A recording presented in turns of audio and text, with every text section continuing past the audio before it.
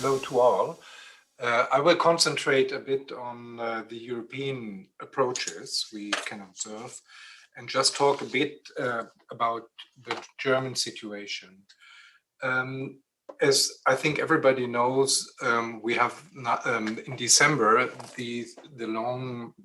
everybody waited on this Digital Markets Act and the Digital Service Act, and these are now the new regulatory tools to try to resolve some problems Europe has with all these huge internet platforms. The reason why the EU is, or the Commission is somehow planning to set up a new regulation is that there has been some uncoordinated rules on the level of the member states of the EU. I think you all heard about the German Netzdg, and there is also another statute in France concerning hate speech. So the Commission just fears that the internal market of the EU will be damaged. So the idea is to harmonize a set of rules. And there are basically different aims involved. And the first aim is to support competition. And the task to support competition is the Digital Markets Act.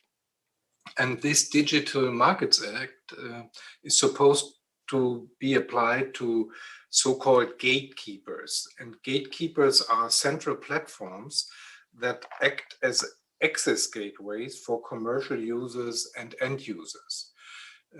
The regulation sets up a scheme to prove who is gatekeeper and who is not.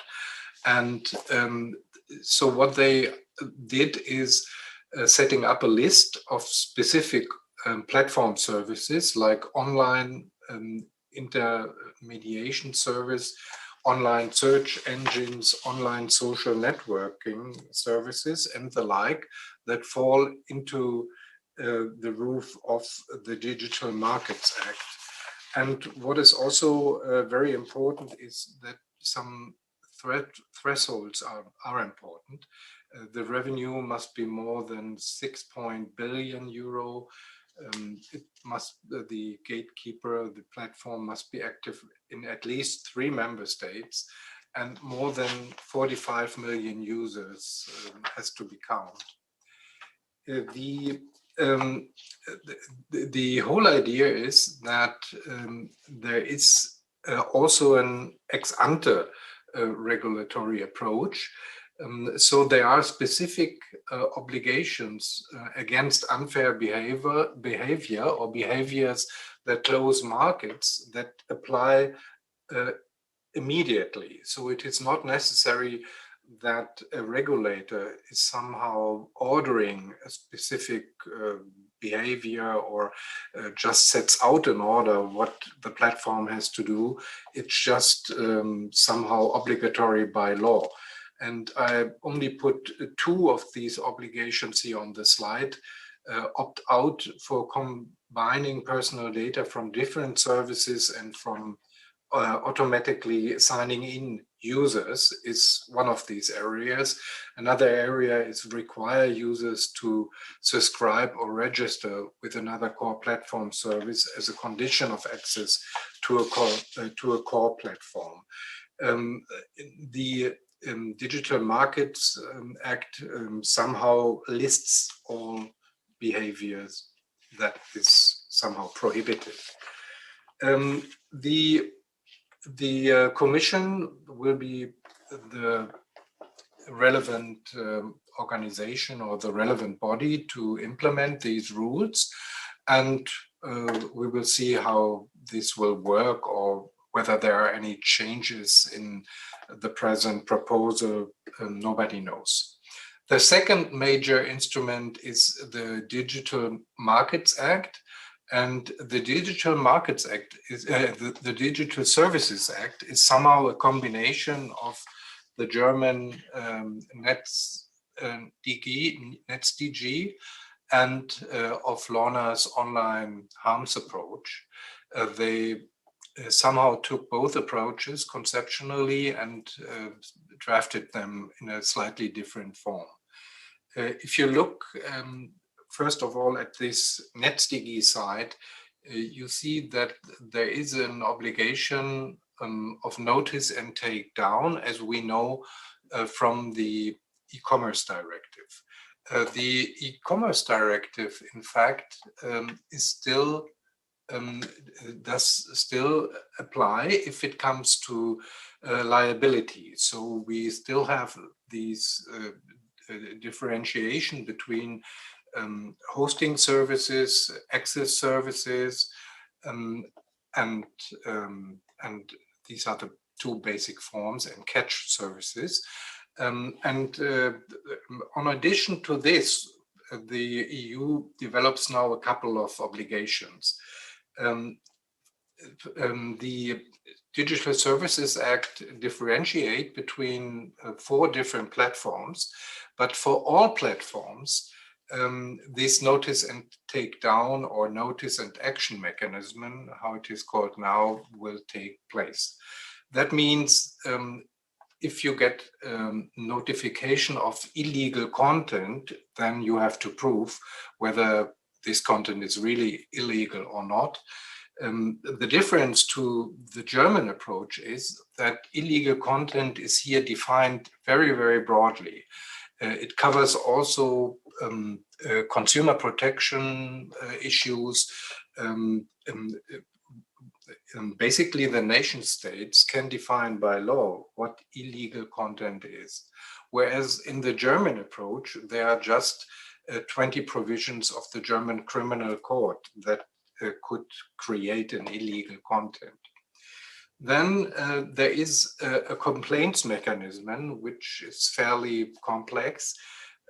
If the platforms get a well-drafted note, notice, then the platforms are somehow automatically obliged to take the content down. This is a little bit problematic because it is, as you know, to decide whether content is illegal or not, it is heavily context dependent. What is somehow missing in the European approach is that you have time frames, that you have exceptional rules for issues that are highly context dependent. So there might be this danger of overblocking that we have discussed in context to the German NetzDG as well. But in general, what is positive is that there are transparency obligations. So if the companies are taking down content, they have to give reports. And there is also a mechanism to put back content if it had been erased too soon. There are a couple of other measures which I just mentioned. These are trust flagging or a trust flagging system. There's also a clause against misusing notices, misusing flagging, and so on and so forth. So if you look closer, this regulation will be very detailed. However, I only focus on the main structure. If it comes now to the so-called very large platforms, these are in fact almost the same platforms than the gatekeepers we already know from the Digital Markets Act. And then you have to have more than 45 million users. In practice, these will be basically the American platforms we all know, Twitter, Facebook, and the like. And now the approach that is taken to this very large platform is very similar to the online harms approach from the UK.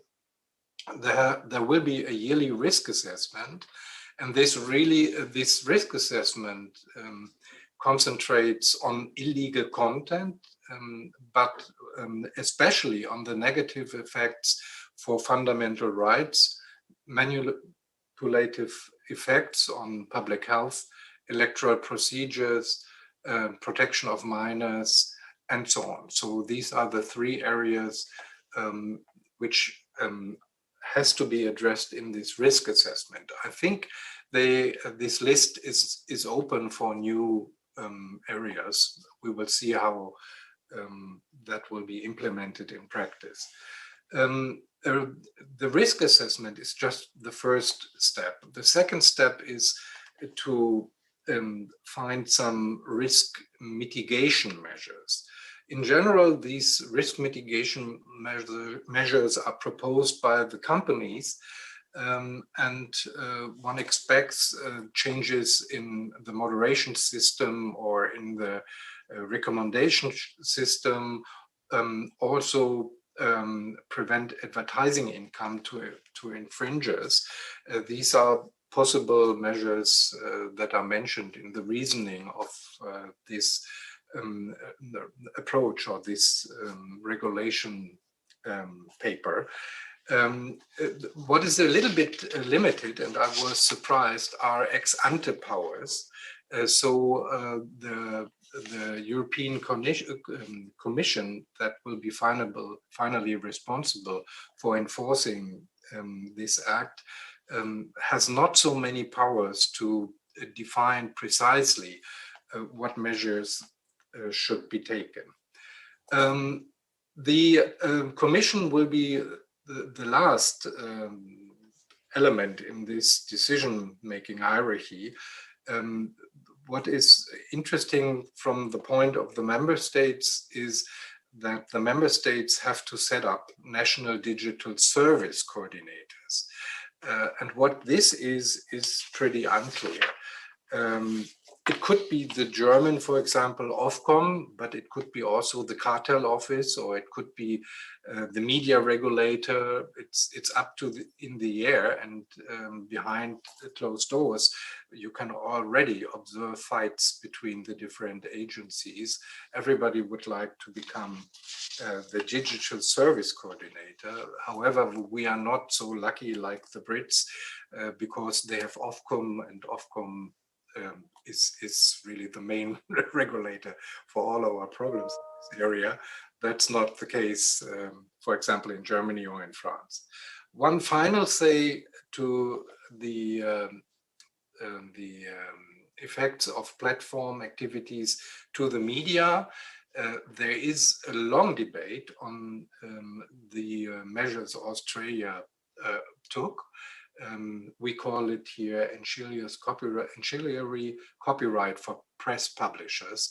This instrument is laid down in the copyright directive that has to be transformed in the law of the member states. We are still in this process, and we will see what will be the result. But frankly speaking, Faith, and maybe that's an interesting information for you, I hear also behind the curtains that, for example, Google already made a deal with many publishers in Germany. And you see, I sometimes have problems with these negotiations because I really fear that Google somehow buy off parts of the German press.